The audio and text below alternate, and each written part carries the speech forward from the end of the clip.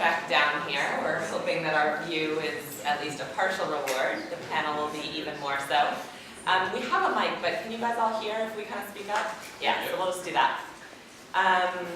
So again, thank you for coming. We're excited about Lean Impact.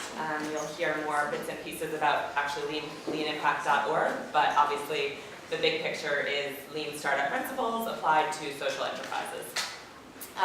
So just basically to get a sense of who's here, out of kind of 4 categories being investors, donors, social entrepreneurs, not-for-profit leaders or staff, or kind of enablers, would you raise your hand to say which you are?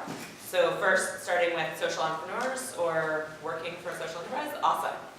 Okay, great. And then maybe slightly more traditional not-for-profits. Okay, cool. Donor investors, great. And then just kind of great cheerleader, supporter, enabler types as well. Awesome. Okay, and how many of you would say that you're pretty familiar with Lean as a concept? Okay, so the majority, awesome. I'm from New York, so that's really refreshing because in New York it's kind of new. So really briefly, my name is Nell Debevoise. I'm the founder of Inspiring Capital. We help not-for-profits develop revenue streams that they don't have to fundraise as much or at all, using Lean as well as just kind of traditional business strategy. I'm going to just say a little bit about Lean before we get into our discussion and these 4 awesome panelists. Again, acknowledging that most of you have a pretty good base. So just real briefly, Lean Startup is, or the Lean Principles are Eric Ries's book, based closely on Steve Blank's work out here. I just got to see Steve speak at Columbia, and he was talking about the genesis of, his 8 successful startups, and noticing some patterns after all of that time in what makes a startup work and take off. And then he met Eric Ries, who brought the kind of agile development from the software world, and so that sort of marriage is what has become the Lean Startup movement. There's sort of 3 fundamentals maybe to the approach of the thinking, being really valuing testing and experimentation rather than sort of planning and whiteboarding in a dark room somewhere. Also a reliance on customer feedback rather than an entrepreneur's intuition or academics. And then finally the idea of fail fast. So we've heard that already this week. Hear a lot of fail fast, fail forward. Don't just sit and plan for a year before you go live. Take your MVP, your minimum viable product, out to the market and see what people think. Of course, it's come a little bit out of the tech world, but happily is spreading far beyond that, also to the social enterprise space, which is great as far as we're concerned. And there's also interesting ideas about how it can apply to non-startups, right? How can established organizations use these approaches? Which actually, I was thrilled to hear Steve himself say that that's what he and Eric and Alex Osterwalder are working on right now, is research within even big Fortune 500 and other really established companies and how they can adopt Lean. So, all very good and exciting. But enough from me. I would like you guys each, first before even introducing yourselves too thoroughly, to share a tidbit that you would like the audience to come away with knowing at the end of our talk today. So Chase, do you mind starting now? This is Chase, I'm the founder of WOTC. I guess I would like to come away knowing this too. Just ideas for how to get institutional funders more educated about and interested in the Lean Startup model. Hi everyone. Christie George of New Media Ventures. So mine sort of takes off on Chase's.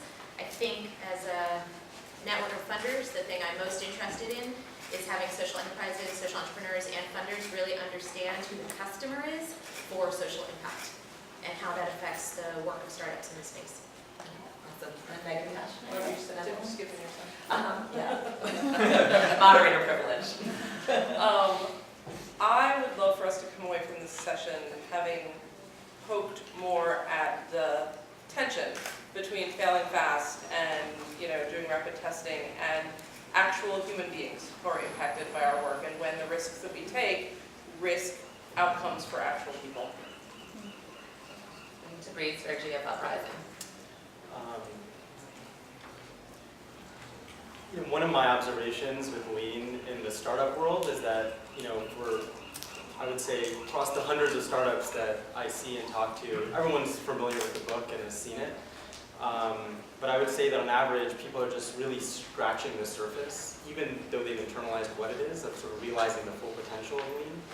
And so one of the things that I'd love to sort of talk about or come away with is sort of how you can really realize the full potential and specific things and maybe, examples of ways people are doing that, taking it to the next level. Awesome, thank you. Yeah, come up, there are a bunch of seats up here in the front, and we're not that scary. The view is even better from up here. There's on both sides in the front 2 rows. While these guys are getting settled in, just another fun note that we are very active on Twitter. So there's actually a Lean Impact chat every Wednesday at 11 a.m. Pacific Standard Time. So that is in about 5 minutes. So if you look on Twitter for the Lean Impact hashtag, you'll see a bunch of Twitterverse conversation around some of the same questions we're talking about. So feel free to keep an eye on that and or participate in future weeks. And Lindsay, right here in the front row, is kind of keeping an eye on that conversation and may kind of weave in some points from people who aren't lucky enough to be here with us. So with that, a little bit more from all of you guys. Maybe Tabreez, can we start with you now and just hear a little bit about your work, what you do, and how Lean ties into that? Sure. Hi everyone, my name is Tabreez Verjee with a firm called Uprising. My background is sort of half as a tech entrepreneur. I've been an entrepreneur a few times, then crossed over to the dark side and started a mid-sized venture capital firm. I had a hobby and sort of passion throughout my career of business as a force for good and specifically entrepreneurship as a way to, to scale change in a good way. And so have always sort of dabbled around that stuff. So my other hat, I work closely with nonprofits like Chase and WotC, and I'm on the Kiva board and been involved there for many years. About 3 years ago, I decided, that since these folks were always my favorite people, my favorite things, I'd sort of spend all my time there. So Uprising is a venture capital firm that invests exclusively in mission-driven technology entrepreneurs. Some of the companies that we've invested and worked with are companies like Class Dojo in the education space, Change.org, which is the world's largest petition platform, Lending Club, which is a peer-to-peer lending site, and Upworthy, which is a media company that Christie is also an investor in. Hi everybody, I'm Megan, and I have not been in the entrepreneurial space for a long time. I usually introduce myself these days as a social worker with an MBA. But I would like to say that in the nonprofit and especially the human service field, we've been using some version of Lean methodology forever, right? Because everything is always scarce, so that was a joke, I don't know. Just about 2 years ago, I started a nonprofit startup called Benevolent. You can find us at benevolent.net. And Benevolent makes it possible for one individual giver to step in to the life of one low-income American who's facing a challenge, like a mom who needs her car repaired so that she can continue to get to work. We work in partnership with local nonprofits around the country. And it's a crowd-giving platform. So the way that Lean plays into what we do is that we started with and continue to use as much as we can Lean and Agile methodologies within the constraints of the fact that when we fail real people. And so that's, that's, as I said before, what I want to talk today. Hi everyone, Christie George. I run New Media Ventures. We are a startup network of angel investors and philanthropists. We kind of started with the idea that politics could be supremely disrupted by technology, already had in a couple of cases, and we wanted to figure out how we could catalyze more activity in the space in terms of supporting entrepreneurs that really wanted to work in it, but basically had a lack of access to capital. So we've been around for a couple of years, and we support both nonprofit startups, organizations like Some of Us, Friend Factor, Ultraviolet, a lot of organizations that are basically online organizing outfits focused on particular issues, whether it's corporate accountability or gender equality, that kind of stuff. And then for-profits, like Tabreez mentioned, Upworthy, companies like National Field, people that are really using technology for progressive political change. And my background is as a media entrepreneur. I was in the film industry for ages, and am now very excited to sort of be on the financing side of things. The thing that I am most interested in, I'm a kind of lean startup Kool-Aid drinker myself. I am both interested in, because New Media Ventures supports both nonprofits and for-profits, the ways that there are challenges within the funding structures of both nonprofit startups and for-profit startups that make applying lean somewhat challenging or difficult, and how we can, as a community, get over those challenges. Part of New Media Ventures work is also in doing a lot of education within the philanthropic community. So I think there is some work of modeling what lean looks like from an impact perspective that actually helps move more money into the space. I'm interested in learning about examples. I sort of think as a startup network of funders, there's probably ways that we can be applying lean to our own work. So I think a lot about what does it mean to do lean funding? How do you do that? What do you learn from it? And how can you sort of do your work differently? Chase. Hi, my name is Chase Adam, and I'm here with WATSI.org. We're a crowdfunding platform for healthcare. So the really simple way to describe us is we're like Kickstarter for medical treatments. If you're not familiar with Kickstarter, we're a website. When you go on a website, you can see photos of individuals from all over the world. They need access to low-cost, high-impact medical care but can't pay for it. You can read their story. You can donate as little as $5. All the funds go to the hospital. They receive medical care, and then you get an update about the outcome of the medical treatment you funded. And how does Lean apply to our organization? When we launched WATSI, we had no money and really no idea what we were doing, so I guess we were just Lean by default. Awesome. Well, that's kind of our MVP for now. We have a bunch of questions and things to talk about, as you can hear, but I do just want to hear if there's any like really burning question or shaping thought that anyone in the room wants to contribute now. Happy to have that, and or we, again, have some issues to get into on the challenges, some really concrete examples, and so on. But if anybody's just like jumping out of their seat right now, speak now or forever hold your peace, till the end at least, when we'll do Q&A. No? Okay. So I think it's really important with this to be really concrete and specific. You know, I mean, as these guys have mentioned, right, there's some sense in the not-for-profit sector about defaulting to lean. You have no cash, and so you kind of do what you can, and people have to pay for it, whether that's the customer being the funder or the beneficiary. And though I think it is important, as you were saying, Tabreez, to get a little bit more thoughtful and deep about what this really means and how it's a good thing to be lean and not just kind of cutting corners and you know, living by the seat of your pants, because a little bit of planning and strategy can be a good thing. So I guess maybe I want to dive into the challenges quickly, but first, if each of you would share a really concrete kind of story example of an organization using one of or some of the lean principles, but just get really nitty-gritty concrete with that to say kind of what it looked like. No? Okay. Maybe Chase, I mean, you're in it, so do you want to maybe say, other than having no money, then kind of how it evolves to be a little bit more of a strategic approach? Yeah, I won't talk about WATSI specifically. I'll talk just about, in the notes, it was what organizations are killing it using lean methodology. I think it's interesting to ask that question because in some ways I almost think there's an inverse correlation between being lean and being successful. That once you find something that works, at least in the nonprofit space, the incentive is to stick with that because foundations are giving you money, people are donating you. Why would you switch anything when you have a few $1 million in the bank and you're helping people and your annual reports look fantastic year after year after year after year? So a lot of the nonprofits that I really respect, like Khan Academy, like Keto, Tabreez was an early guy with, I know they started off lean and they're still, I think they've done a really good job of remaining lean, but honestly when it comes to the one institution that I respect the most has to be Google, because I think they've really done a good job of actually institutionalizing innovation, right? I mean, they had the world's #1 search platform, and they became the world's #1 advertising company. They became one of the top consumer product companies in the world, and every single month, every single year, they're releasing new products, they're innovating where they can. They're not afraid to fail, they're not afraid to scratch products that don't work, and they're also not afraid to allocate resources to trying to explore new opportunities. So that's really what I like to. two, one in our portfolio and one that is not in our portfolio. And both of them, the reason I respect both of the entrepreneurs that run those companies and the companies themselves is that they really prioritize learning. So one is a nonprofit startup called Friend Factor.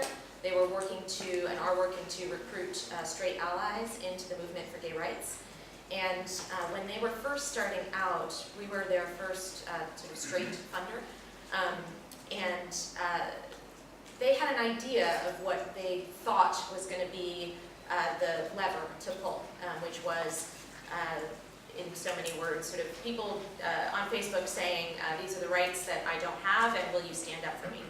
As it turned out, people actually didn't want to do that. People didn't want to sort of call out the rights that they didn't have as gay people. And so what Friend Factor did was sort of learn that, accept it, and pivot away from it, sort of towards something else, which they had seen was actually working. So I think that too often in the impact space, especially because you have told a funder, this is our idea, this is the thing that's going to work, to kind of stand up and say, actually, that wasn't such a great idea because we learned that it didn't work, is incredibly difficult to do. There's money on the line, for example, not just people on the line, which is incredibly important, obviously. And then Elect Next is a company that works in the politics space. We see a lot of organizations that are trying to give people different options on sort of how, when they vote, making sure that the access to information is totally democratized. And one of the things that Elect Next has learned is actually how people are using their service and whether people are going to come to it just because the information is there. Again, a company that is really learning how people use their service and sort of pivoting when what they see isn't working. Awesome. I'll take your dare from before and jump in quickly with a story of my own, give you a little more time to think if you want. I helped to start a not-for-profit in the Middle East about 6 years ago now called Tomorrow's Youth Organization. And it was established by a private equity guy in DC who was Palestinian by background and so had kind of family money and help and support back there in a huge building. So he sent myself and another young woman over to kind of help kids was the mandate, which we did. So we arrived at, I didn't know anything about the Middle East and was living in the West Bank a few weeks after meeting him. And so we had this very broad mandate, a bit of money, and some awesome, really high, well-placed allies on the ground. And we had a little bit more than help kids. We were working with young children, non-formal education, and using university volunteers. But that was kind of it. So we did 3 months of kind of needs assessment, and then threw up an MVP, not knowing what that was 6 years ago. I don't even think Steve Blank knew that term 6 years ago. And then all of a sudden we had 100 refugee kids in our center every day, and their moms, and sometimes they would come and sometimes they wouldn't. But then a month later we had this focus group to ask, how is this? Do you like this? Do you not? And what the mom said was, this is great. I'm thrilled to have one of my 7 kids out of the house, and you seem to be making him happy. I don't know. They didn't know about neurological development or the other reasons for early childhood work. But what they said was, for me, since I'm 16, I have been a maid and a babysitter and a laborer and all of that, and not a person. So if you could do some of these things for me, like computer classes or aerobics or nutrition information, English, things like that, I could be a better mom and person for my 7 kids and my neighbors and my husband. That is a great idea, you're so right. So what would you like? So, they said yoga, nutrition, these things. So we put that on that summer, and moms loved it. Kids came more and more regularly because their moms were there. And then at the end of the summer, we're like, so we've done it, right? Great, like more moms come next time and we'll do more classes. And like, okay, we're still poor. Right, okay.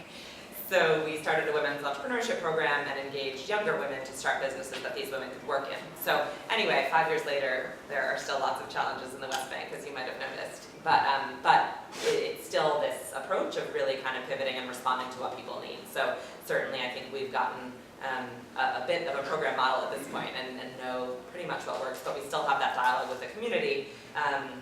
Interestingly, the organization hasn't been massively successful in terms of traditional funding or even PR, which obviously maybe has some political reasons behind it too. It's a tough part of the world. But yeah, and then we can talk more about the kind of funding issues later. I think that's a huge issue in Lean Impact. And now, Megan, you're ready. I will jump in. So when I think about Lean, I often think about, and I'll come quickly to the point here,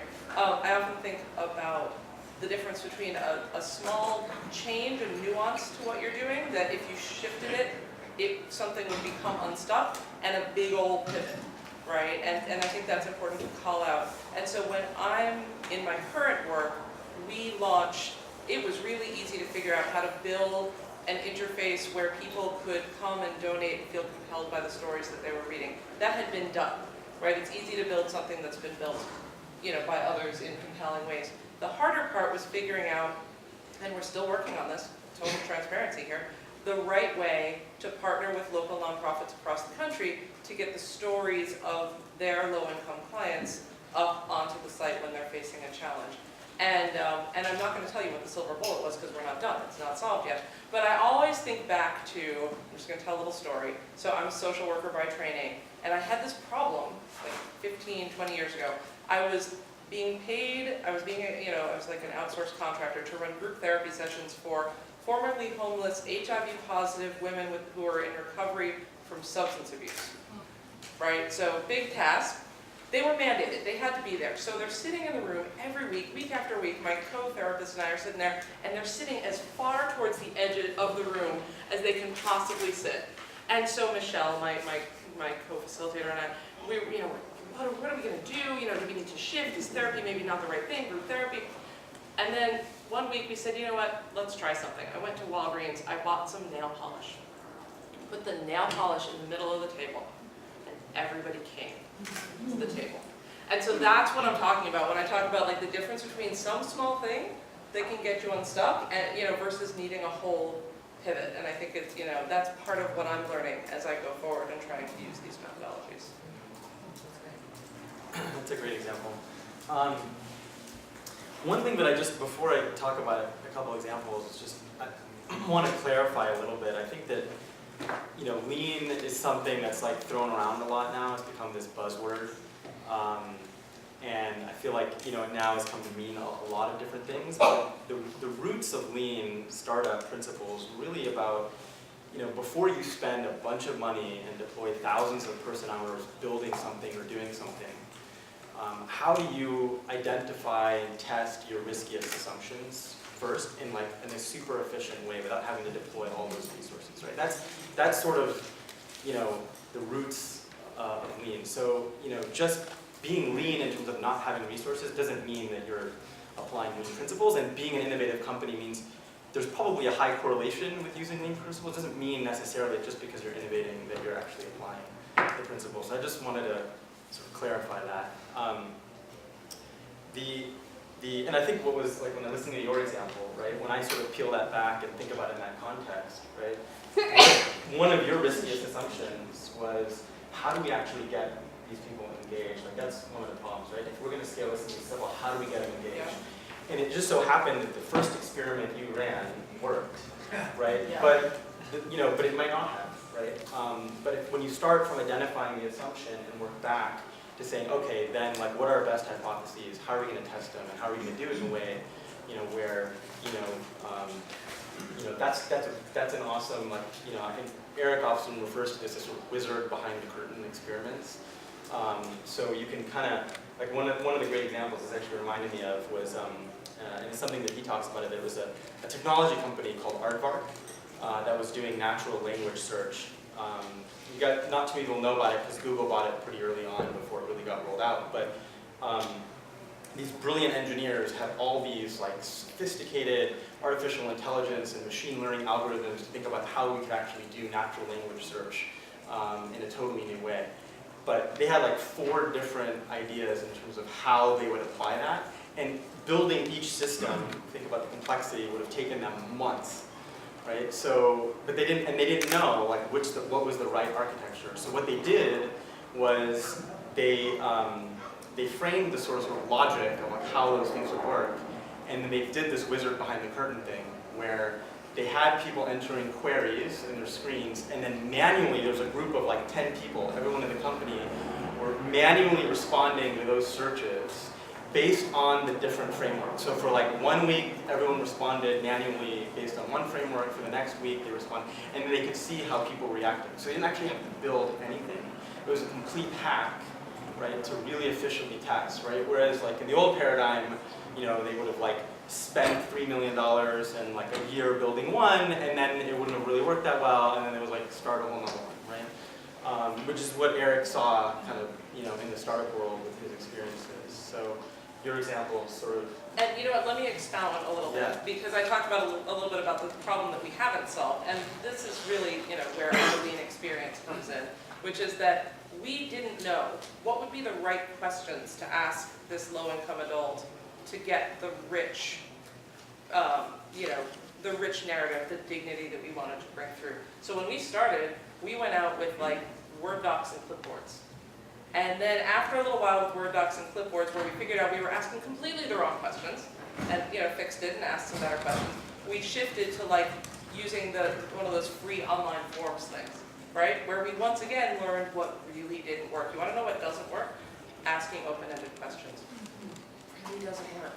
And so we shifted, we pivoted, and within this free service, right, and started using sentence starters, kind of like Mad Libs, right? The biggest challenge I'm facing right now is meeting this need will help me move my life forward by, you know, whatever, I don't know exactly what our words are.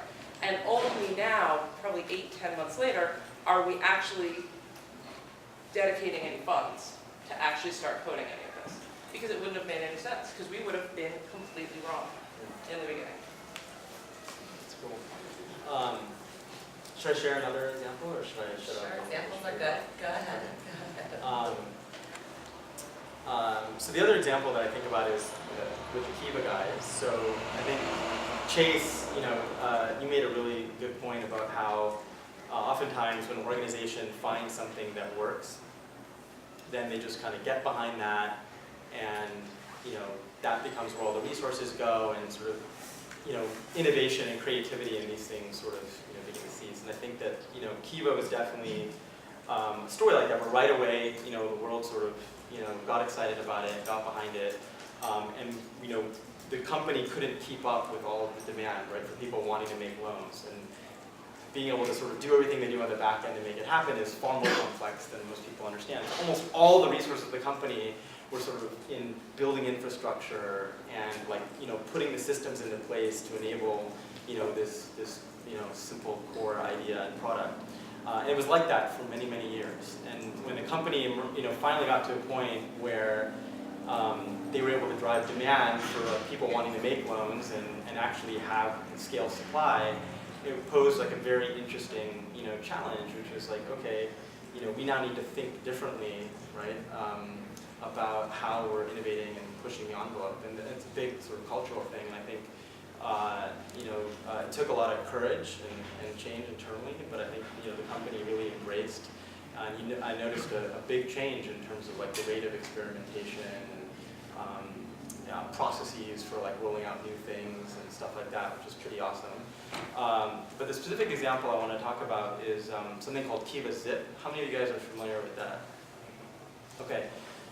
So Kiva Zip is it's true peer-to-peer lending, so it's not mediated by a microfinance institution that's sitting in between. It's truly me, you know, someone going on the site and lending directly to someone and having a much more rich direct interaction with them. Very much like what Kickstarter would feel like. And so it drives tremendous engagement and sort of like, you know, the promise of the original idea. But it's really difficult because now, you know, there's no institution that's assessing credit quality, that's assessing credit risk, that's collecting or anything like that. So it's a really difficult thing to do. And so we had to think really hard. You know, the starting point was, you know, we could have picked 100 different things to start with in terms of trying to do this and test. And ultimately, one of the things that, you know, we realized early on was that one of the biggest risks was this theory we had that the basis for how we would assess risk was rooted in trust networks. So it was all like referral based, right? So if you two referred somebody to get a loan, that was sort of what conferred, you know, a sense of like this is a trust and underlying sort of credit risk and someone's ability to repay. But the way that you go out matching that, the number of people, who the people are they organizations or institutions, and how it's you know, it can be done in an infinite number of ways. So they constructed a bunch of different test cells, right? So they took like cohorts of 10 or 20, and each cohort had like different characteristics in terms of who the people were, how they were, how the trust networks had insight into this really risky assumption, which is, can we actually make lending decisions, right, and assess credit quality based on referrals and trust networks. So now that we have some best case, great examples, let's get also real and talk about the challenges, because I think obviously this isn't easy and it's certainly not being done everywhere by everyone. So there must be some reason. I think, Megan, the point that you raised about the challenge around that there are humans involved with this, it did come out of Silicon Valley where it's tech and it's programming and it's coding, and you can tweak that, or whether it's manually or built, and make something work. Most social enterprises don't just make something work, they're making lives better and changing people. So I think that definitely adds a layer of complexity that is hard and fun. So I would love to hear from you guys kind of your thoughts on what that means. So what are the challenges around using Lean when we are talking about people's lives? I can Go ahead, I know it's going to be your challenge, yeah, please. So when we first launched, we had no idea how this was going to go. Would donors be eager to step in and help one low-income individual who was facing a challenge? What would be the parameters? What would color their decisions? And in the beginning, we screwed up. Our fulfillment rate in the first 6 months was between like 55 and 65%, something like that. That means that a good, and just to make you feel better, we started really small because we knew we were going to screw up, right? So to get someone's hopes up and ask them to share their story and put themselves out there, and to ask a nonprofit to sort of take a chance on this new platform knowing that it might not work, we were very cognizant of that. And so even though we had some people truthfully from the funding world saying, what's your volume, we were like, no, we need to screw up right now. And so we kept it small. And what we learned were pretty simple things to fix, thankfully. And so again, not a great example because our first pivot turned out to be something that worked. So there isn't always a silver bullet, but this is one. So what we discovered was a couple of things. One, the biggest one was that because our donors, the average gift has always hovered around $45 to $50, the psychology of that meant, and we didn't quite realize this, what the boundaries of this were at first, that if we posted a need for more than about $700, $800, that donor couldn't feel anymore. Like their $50 was a big part of that person's success. We had diluted them too much. And so the first thing we did was we way scaled back and changed our ceiling from $1,800 to $700 for how much a person could say that they needed at that moment. The second thing that we realized was that the nature of the story really mattered, and we needed to take further control of how the story was framed, how the picture showed up, all sorts of things. We had at least 3 people within the first 6 months who needed help with dental restoration, right? If you think about it, if you've lost many of your teeth, whether it was because of domestic violence or health issues or whatever it might have been, your ability to find employment is going to be significantly decreased. Your future health is significantly decreased. But there was something about these dental needs that was ooging our donors out. And I don't have a better word for that than ooging people out. And so what we had to figure out was how to, we actually took a step back from those needs for a little while because we didn't want to mess with anybody. We said, you know what, no dental needs for a little while until we get the other factors under control enough that we think we've increased the probability of success on that one enough that it's worth somebody taking a risk again. And so it was a series of small pivots, and we continue. So we do like crazy regression analyses all the time on different factors, like how attractive is the person in the photo? Is it a male or a female? How many children are in the household? To really get a sense of what are donors compelled by. But the success story of it is that since we made those pivots, about 4 months after we made those pivots, we've had a 90 to 100% success rate since then. donors really have shown us that this is how they want to give. So.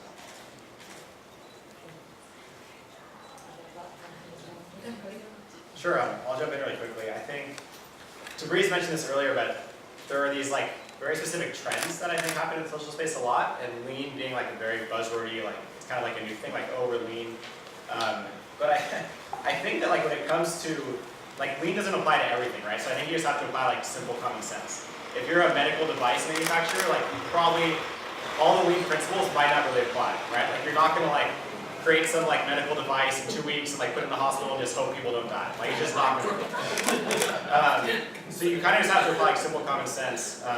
I think lean is also about humility. It's also about understanding what you don't know, right? And searching for the answers. It's about coming up with a hypothesis, understanding it's about hypothesis, and trying to validate it.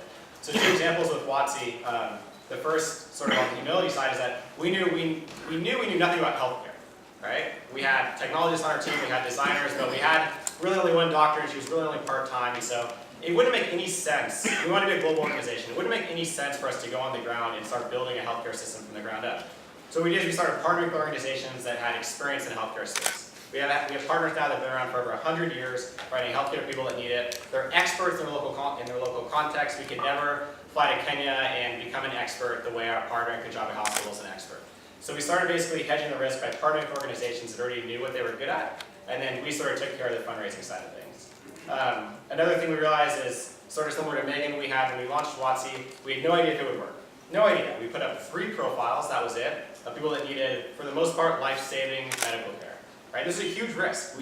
What if no one donates? Right? We're all sort of on the hook for these medical treatments, but we only did 3 because we knew that we had enough cash in our savings accounts that if no one donated, we would fund the treatments. Right? It was a failed experiment, but no lives were lost, and we didn't promise medical care to anyone that didn't get it. So at the end of the day, I think common sense prevails. And it doesn't make sense to risk human lives or anything that serious for just to be a lean startup. I really like that second example because it gets to that point of the sort of lives on the line issue. I've got a couple of challenges that I've noticed in looking at all the companies that we see.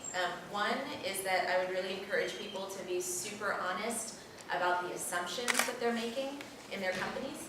I've got a colleague, John Sotsky, he's at the Knight Foundation. He does a lot of work around assessment in this space, and he's got a phrase, the fallacy of pent-up demand for civic engagement, which goes something like, people really, if only they had access to the information, then they would X, whatever it is, donate to this, or vote more, or get more civically active in their communities.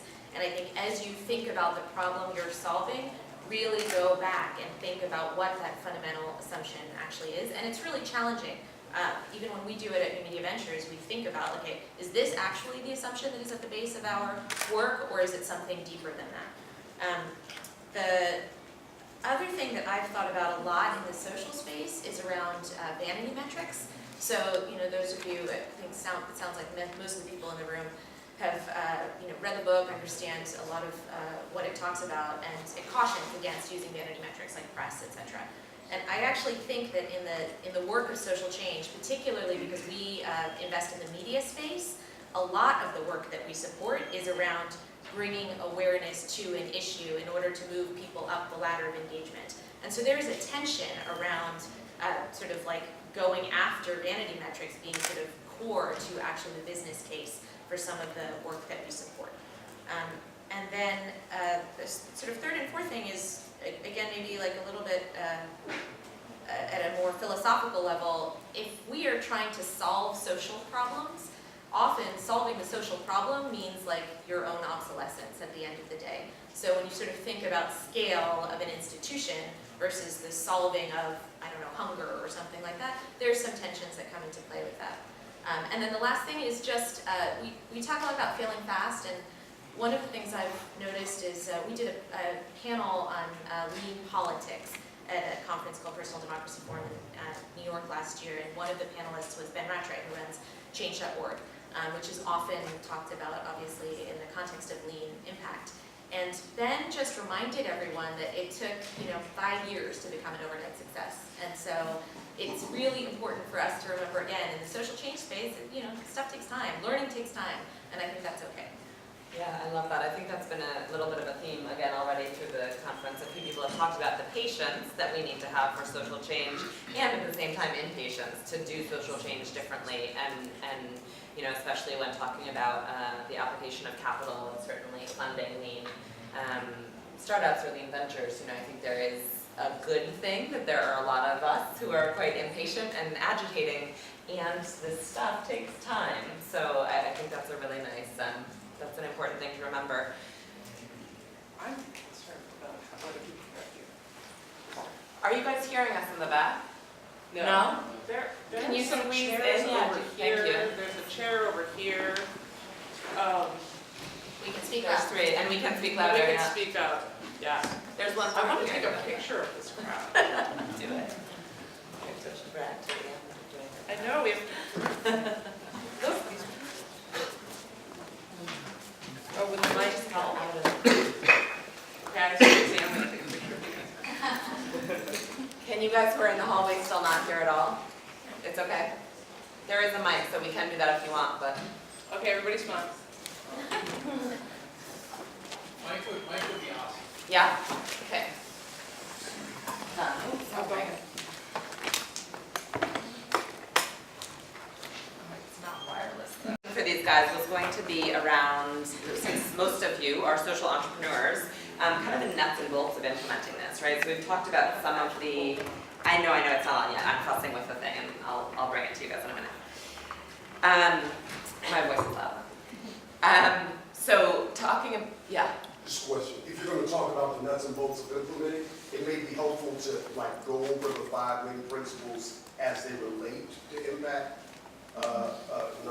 groups as opposed to just like generally Yep. referencing them. Fair, yep. So I mentioned when we started the 3 things at least that come from Lean. And so that is experimenting rather than relying on intuition or science or academics. Another one is really belief in customer feedback rather than planning or, again, academics or entrepreneur intuition. And then this notion of fail fast that we keep talking about and changing. So great question. Thank you for keeping us focused. So to talk about in an organization, what are some of the challenges, right? So people have said in a tech-based organization, maybe this is easier than in a socially or not-for-profit focused place. In a small new startup, this is much easier than midway down the road in a more established organization. There is the attachment to success. If you're getting a lot of money in press, how could you convince your team to do something differently all of a sudden? So can you guys, who of you want to start speaking a little bit to some of the nuts and bolts or strategies or tactics that you've used or seen used in organizations to start going leaner?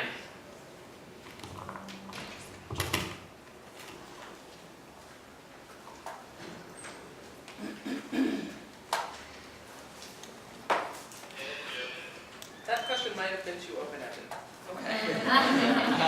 Just saying. Yeah, it's a little bit short, you might have to lean over, but.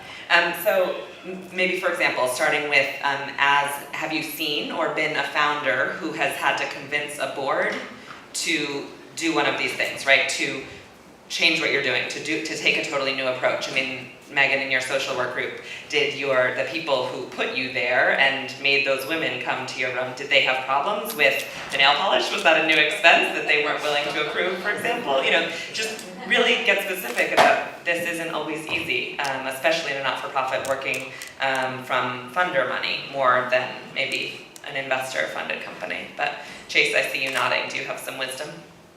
Sure. I guess I'll talk about I don't know if funding. this is going to reach you, or if you want to come here. Sort of. Perfect. Yeah. Just. Can you hear me? Yeah, perfect. I'll talk about funding, I guess, a little bit, if that's okay, because you ended on that point. And I think a lot of times, a lot of questions ultimately come down to money. I think as an enterprise, whether you're a social enterprise, whether you're for-profit, non-profit, it doesn't really matter. There are really 3 different places where you can get money.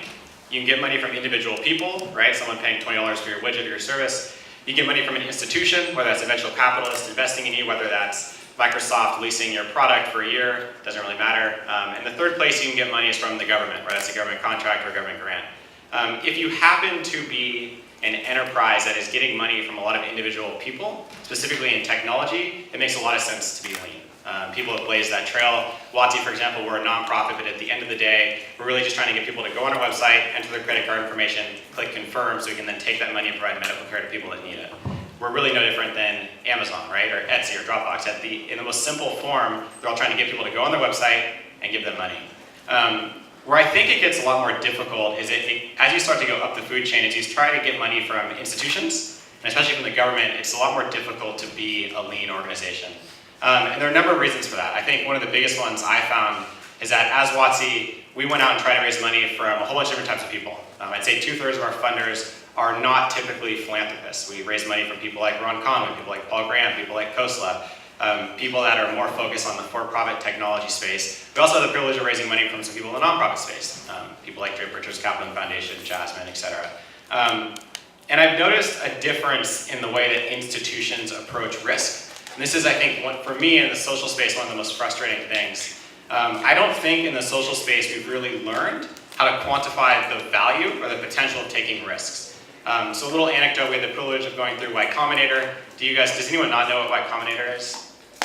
So it's a for-profit tech accelerator. So I went through Y Combinator, traditionally a for-profit accelerator. Y Combinator is invested in over 500 companies. The current valuation of all those 500 companies that went through Y Combinator is north of $11 billion, by large and far the most successful technology incubator. 75% of that value, 75% of that value is concentrated in 2 companies of the 500, 2, Dropbox and Airbnb, 2 out of 500. And while it might not be this extreme with other for-profit investors, sort of the dynamics are usually pretty similar, that they know that they can fail 9 times, but if that number 10 is Google, right, the fund was a massive success. They understand the value of taking risk. And I think that in the nonprofit space, we haven't quite grasped this concept yet. I feel like in the nonprofit space, success is largely seen as binary, right? We don't know how to quantify the success of Kiva versus the success of Khan Academy. How do you quantify the social impact of watching an educational video versus the social impact of providing a $1,000 microloan to a woman in Tanzania? You don't know which one is more successful, so you say they're both successful. You're either a successful nonprofit or you're a failure nonprofit. So it's all like pass or fail grades in school. And I think the result of this sort of pass or fail binary mentality is a convergence on mediocrity, right? If you're gonna get a C and you're a pass and you're gonna get a D and you're a fail, the sort of natural inclination is to fund a lot of C's, right? And the natural inclination is to have a portfolio that's full of 10 C's, right? 10 moderate successes and 0 failures, versus having one ambiguous massive success where no one really knows how big of a success that is and 9 failures. So I think, again, it goes back to my question, what do I want to come away with today, is just some ideas of how can we get institutions to understand the value of taking risk in the nonprofit space, and how as entrepreneurs can we work to better quantify the social impact of what we're doing so we can communicate what we're doing to funders.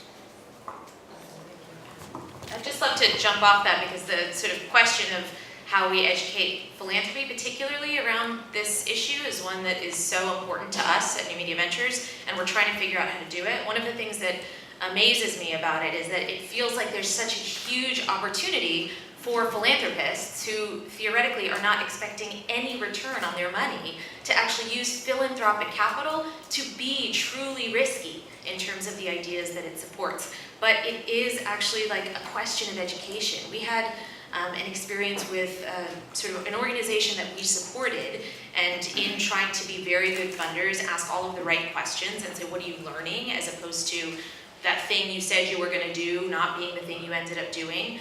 And one of the challenges that we noticed was that at the end of the day, we were a validator for bigger funders, which is part of our role, and we're really excited about that. The questions that we were asking the startup were very different from the questions that their larger follow-on funding were asking. So the follow-on funding is asking, you said you were going to serve 10,000 beneficiaries, and you stopped serving them after 10 because you realized that was a stupid thing to do.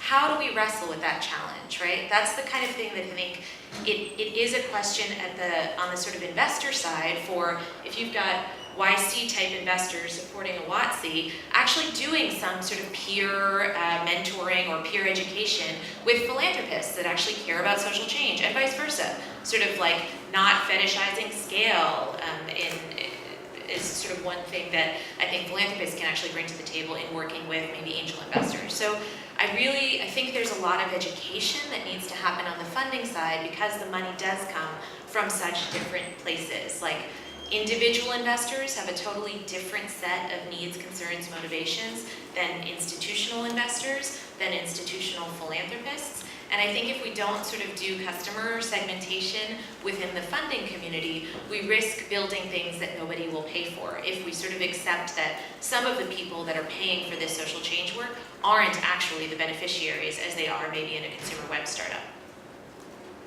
Yeah, I think the risk is a great point, right? I mean, certainly institutions that fund are relatively risk averse, foundations and the like, but even individuals. I mean, the Bank of America's 2010 study of high net worth individuals had a comparison of how risk averse people are with their investments versus with their philanthropy. And whereas 25% rated themselves as willing to be quite high risk in their investments, it was less than 10%, I think it was 7% would do so with philanthropy, which if you consider that they're writing off that money no matter what, that's crazy. That's crazy, especially when social problems are bigger and bigger and different, and yet we're doing the same stuff. We're funding our same alma maters and our local soccer teams and pet shelters in the same way we have for a century. You know, it just is a bit mind-boggling. Say nothing of the impact investing world. Yeah, sorry. So I think there's a reason why that happens, because I think philanthropists are not so much averse to risk, they're averse to being fleeced, they're averse to giving to a cause that they think is not have integrity.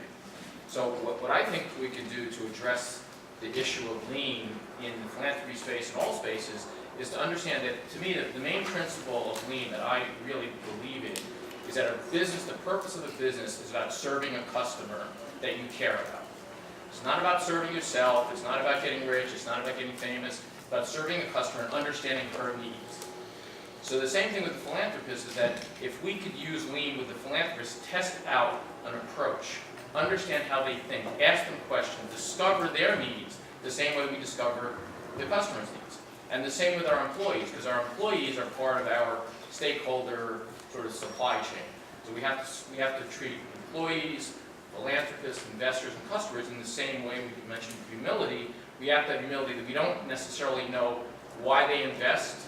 We have to discover it, and through that process of failing and testing, we can come up with a better way to serve them using that lean methodology. I think that's a great point. Just to recap, to make sure people in the back heard, Mark, is that right? Yeah. Mark's point was that the really compelling part to him of lean is the focus on the customer, right? And that it's really this dedication to serving and consistently keeping your eye on the customer as a business. That's who you're serving, right? It's not about making yourself rich. That may be a great eventual outcome, but that's not the point.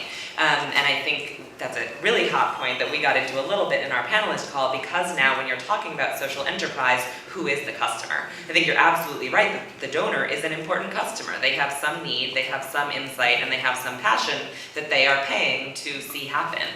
And though, at least as important are those humans that they're serving. And rarely the twain shall meet.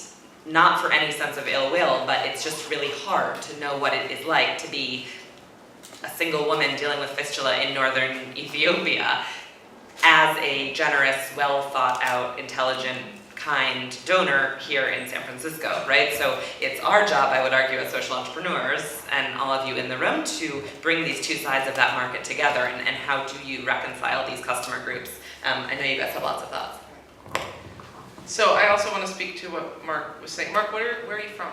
I'm from New York. Our company is called the Opportunity Lab, and I was a social worker back in 1976. So I totally get the whole idea of the Nell. We'll have coffee later. So, and this is the tension, right? Do you say, this is what I'm going to do and risk being wrong? That's not what I do. So to Mark's point around humility and helping institutional funders feel like they're not at risk of being fleeced. So here's what I do. I say, in a meeting with a potential funder, I say, I promise I will screw up. I just say it. I say, how colorful my language gets depends on, who I'm talking to. But I say, we don't know all the answers. Now that is a privilege. That is a privilege of being a startup. It's harder to do that when you're talking to a long-term funder, right? And saying, well, we need more money because we need to try screwing up. So I want to own that's a privilege. But I have to say that it's worked pretty well because we have screwed up. And then when I go to the funder and they say, how did it go? I say, hey, yeah, it's really exciting. Here's how we screwed up. And here's what we learned. And here's how we've shifted to learn from that. And thank you so much for making that possible for us. And again, that works so far for me pretty well in foundations, in the foundation world, in the institutional philanthropy world. But I would be curious to hear from your perspective in more of the investing perspective. Well, I think humility, considering all of your constituents and listening to dialogue, educating, these are all important things. I think the notion, though, that the foundation or the funder is a customer is a very dangerous one. I think that a clear line should be drawn, and that's not the case, right? No nonprofit leader or social entrepreneur is doing what they do to make funders happy. They're doing what they do because of the beneficiaries. And I have seen many organizations go through, jump through all kinds of crazy hoops, change what they're doing, not following their conviction because, they have to in order to get, dollars to continue to support themselves. And I think that's, a tragedy. They should be listening to their funders, they should be listening to feedback, but, if an entrepreneur, whether nonprofit or for-profit, has deep conviction in something, they should be able to follow that, right or wrong, and be allowed to fail. You don't have to choose to fund them as a funder, but I think that that sort of in-between zone is just such a dangerous place to be. But we got a little bit off the original question that you asked, which is specific ideas for how to implement this stuff. And I was struggling, to answer that question because we have such a diverse group of people in the room. There's not a one-size-fits-all answer, and so I was having a hard time. And so what I did want to share though was two concrete ideas that will lead you to that answer that's right for your organization. So the first idea. And this is something that I've seen organizations that do this are enormously successful with it. They think about what are the organizations that we respect most, right? That align closely with sort of our culture, our values, that are doing it. And take the time to go out and identify what are the specific things that those organizations are doing. And taking the best 3 ideas from 5 different organizations and saying, okay, now I'm going to distill that down to what really works for me. Every leader I've seen do that comes away like just operating on another level. So I think that is an incredibly useful exercise. And the other thing that I think is important is find a lean mentor of sorts, right? Find someone that you connect with, that you think understands your organization, your mission, what you're trying to do, but that is really good at this and can constantly push you. Because it's an iterative thing, right? And like I said earlier, the likelihood is once you start, right, you're still probably just scratching the surface of the real potential and the eventual sort of pace at which you can be learning. So that's my second suggestion for you, is to have someone who's constantly pushing you and is playing that role of sort of lead mentor. Thank you. Just one thing on that point about the customers, I do want to make sure that it's clear. I completely agree with Tabreez. I expect that everybody in this room is in here for the impact. And the question about the customer is important only in understanding who is paying and who is benefiting. So we have to really be clear about that. In a consumer web context, if you're testing the customers that are buying the thing, if we use Chase's example of the 3 projects that he was talking about, the people that are paying are different from the people that we're funding and are different than the people that were the beneficiaries. And I think it can get very murky, and as long as we feel really clear about who those people are and what they expect, not that we should be kowtowing to any one of them necessarily, but that we're clear that they're different. Sorry, but this is such a point of passion, I think, for all of us, and certainly I think that there is something to be said that if your business model is about donations, then the customers, the donors, do matter, right? You have to keep them coming back to the table. So I don't think that we should throw galas just like they like, and pay huge celebrity fees to have Lenny Kravitz sing and use the money for that. And though you have to find a way, whether it's by educating them about the social problem you're dealing with, or your approach to it, or getting them the PR that they need to justify the marketing line item on their budget. If your business model is going to be donations, you have to address them as a customer group, I would argue. And so part of why I'm doing what I'm doing is to help nonprofits create revenue streams so that they have a product that people just pay for because they just want it, right? When I worked in nonprofits helping refugee kids and women, I used to say, I wish I just sold radios, because then I could have a radio or a paper cup and say, this is a paper cup, it can be used 2 to 3 times, it holds 12 ounces, and it costs 42 cents. Do you want 1 or 10? No? Okay, great, and move on to my next customer. Instead of saying, this refugee kid, for $75, you can change his life. Like, that was such a harder conversation to have because it's subjective and there's the risk of fleecing. And anyway, so I think that this is a really rich conversation. We probably won't resolve today. Maybe we'll let Mark have a final word and then get to your thoughts, Chase. So let's call them stakeholders, and let's agree that every stakeholder in the organization has different needs, and we have to understand what those needs are. So I totally agree with you that we're not there to kowtow to the funder. However, part of the Lean process can discover who are the right funders for us. And who are the funders that will actually be the mentors that actually push us to be better. And my experience is the best philanthropic funders, the best investors, are doing more than putting in money. Yep. They're putting in experience, skills, and relationships, but honoring what the mission is and not trying to control. A lot of nonprofits push away, they just want the money and they push away everything else because they're afraid that somebody's going to try to run their organization. They don't know how to do that partnership. When they do that right, I think they get something really good. Perfect. So yeah, really quick wrap up from Mark that, what the Lean can help you do with donors is get really mission-aligned donors who really deeply, truly get what you're doing and not only believe that and continue to fund it as you do it, but also add value and their expertise and their insight and wisdom and connections, which is, agreed, the best situation. Chase, a few thoughts, and then we'll take more questions. Just the guy in the back asked the question about nuts and bolts, and I feel like, at least I haven't done a good job of just actually getting really specific. 2 things that we do at WOTC just that are relatively lean are the first thing is trying to infer all decisions. So it's really easy in nonprofit, especially tech, to just start getting these endless debates about, no, we should do this, and you just kind of you think it's just this big debate, but it's a lot easier to just spend that time going in Mixpanel or whatever your analytics tool is, or running an experiment and actually just using data to drive decisions. It just makes things a lot easier, much more efficient use of time. So we try and do that. I think the flip side of that is sometimes people try and measure too much. I have a lot of friends in tech that they'll have 100 daily visitors, and they're A/B testing the color, the different hues of blue for their donate button, and that doesn't really matter, right? There's such thing as premature optimization, so it makes sense to know what to measure and what to just run with. I think, that's just one quick example of somebody at WASI. About the funding point, really quickly too, just following up on that, I think, again, we're in this really unique position of straddling the nonprofit and for-profit worlds, so we really did try to A/B test the fundraising process. We spoke with any and everyone that would listen, and we tried a whole bunch of different approaches. And so on a really granular level, we tested things like, should we use a pitch deck and do a presentation or not do a presentation? We found that there was an inverse correlation between using a pitch deck and giving a presentation and raising money. So really quickly, we stopped ever presenting. People would ask us for a pitch deck, we'd say, no, we don't have a pitch deck anymore. It's done, right? Other small things we found is that you're more likely to raise money if you sit on the same side of the table as someone, as opposed to across the table from them. It's much better to go out to lunch than to go into someone's office. We learned all these things as we were fundraising.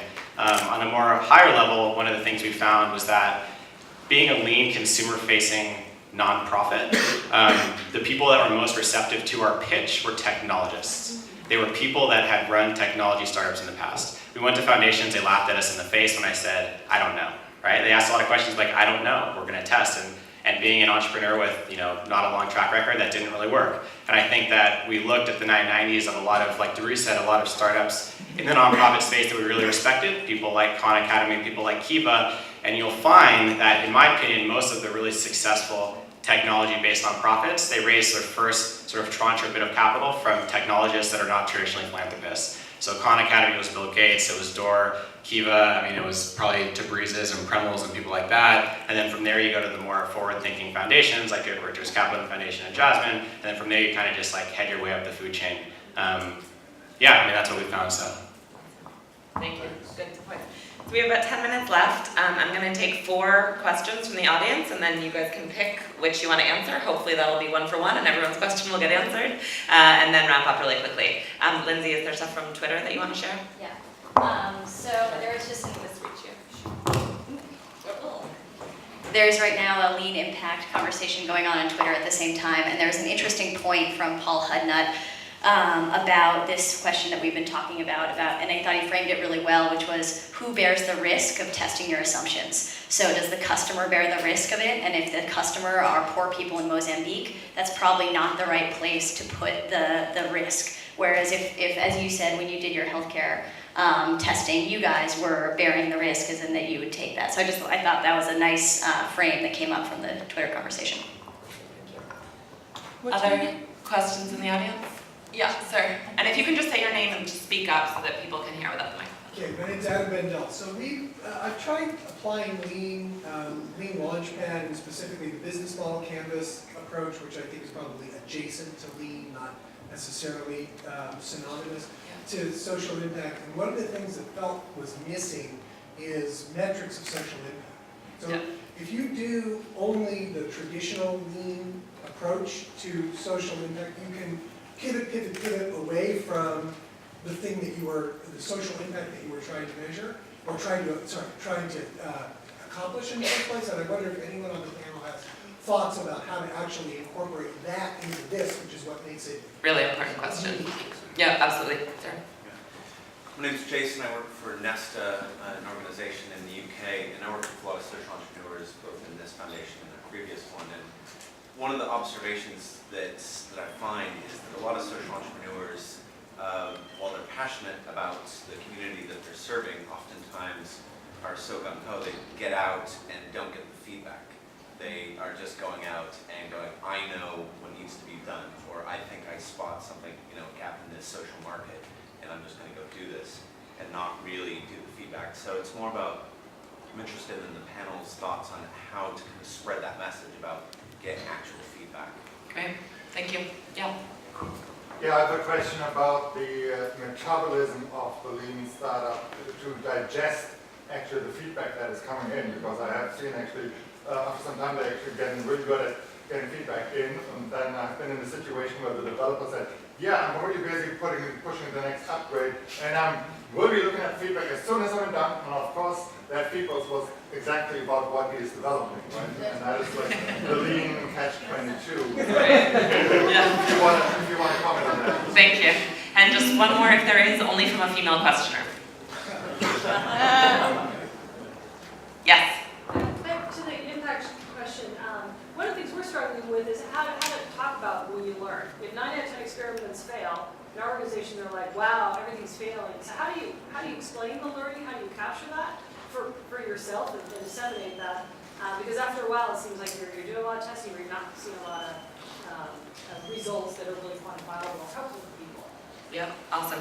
Okay, so I'm going to be a little brutal. We're right near the end, so if you, in 1 minute, can pick from the questions either about metrics, about being sort of top-down and thrusting your change theory on your beneficiaries, the metabolism of actually integrating the feedback, and or integrating the learning. Tabreez, we'll start with you. Okay.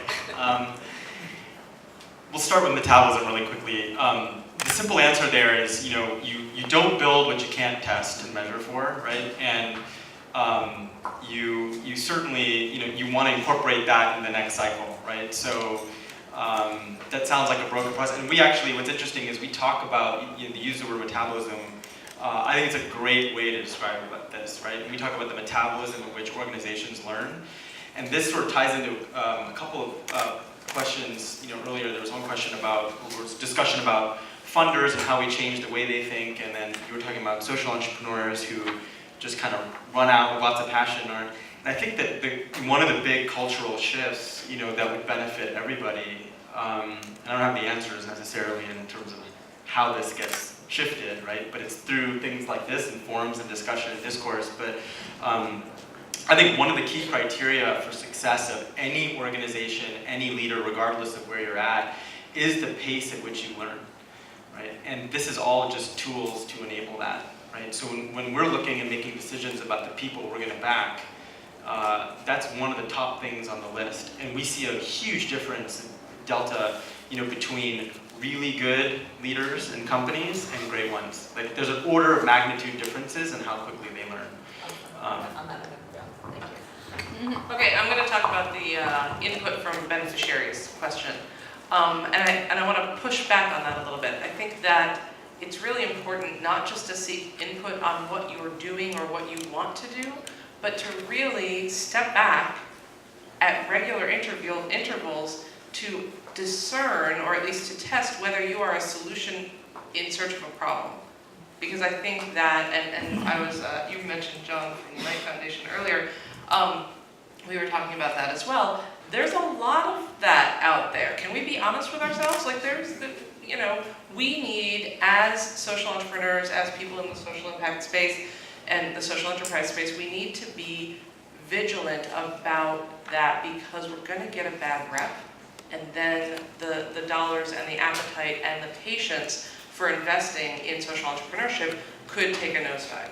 So I would say, in addition to, and this was your question, your point, in addition to getting feedback, I think doing whatever it means in your particular field to continue to test the necessity of your intervention. How to talk about learning. I think the thing that I would say the most is just all of us collectively sharing stories and specific examples of other organizations that have learned actually allows us, when we're in the room with a funder or an institutional partner, to say, look at how they did it. I think that sort of as humans, we need examples. And when you can say, look at what they did from there, I loved the example that Chase gave of like A/B testing the fundraising process. I want to know what those 10 things are and show them to somebody else and say, does this resonate with you?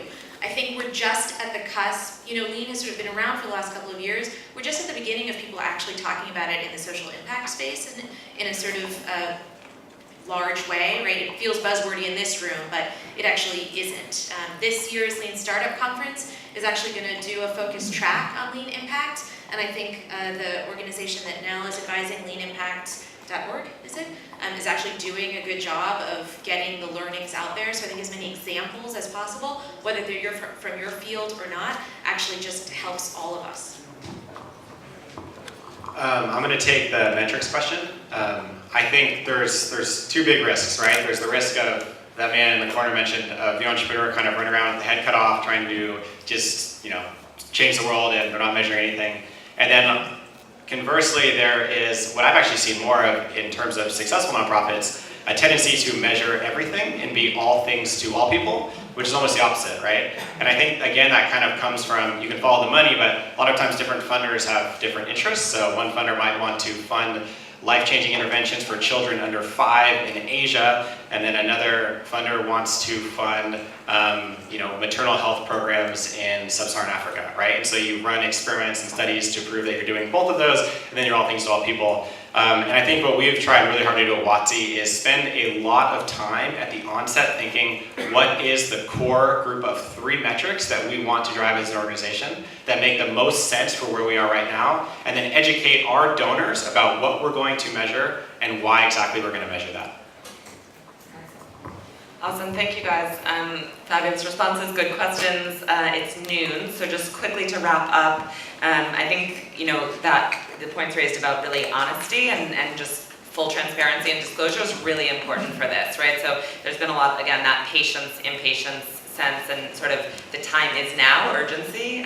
So for all of you who are funders or entrepreneurs, really be pushy about this. Ask your organizations, ask yourself, ask your team, how are you lean? How are you doing this and applying it in a real way? And it doesn't always apply to everybody, but just to at least use that as a thought exercise, if nothing else, to kind of frame your work, I think is really valuable. And recognizing that it's harder when you're working with humans. It's harder than code, and just being kind of honest and responsible about that. So thank you again. Check out the Lean Impact hashtag on Twitter. And there are going to be 2 really exciting events in New York in early December, a Lean Impact Challenge, and then here in San Francisco in late January. So leanimpact.org has all the information, and we're looking for the stories and the examples of entrepreneurs to pitch. So check out the site, see us there, and continue the conversation over these few days. Thank you.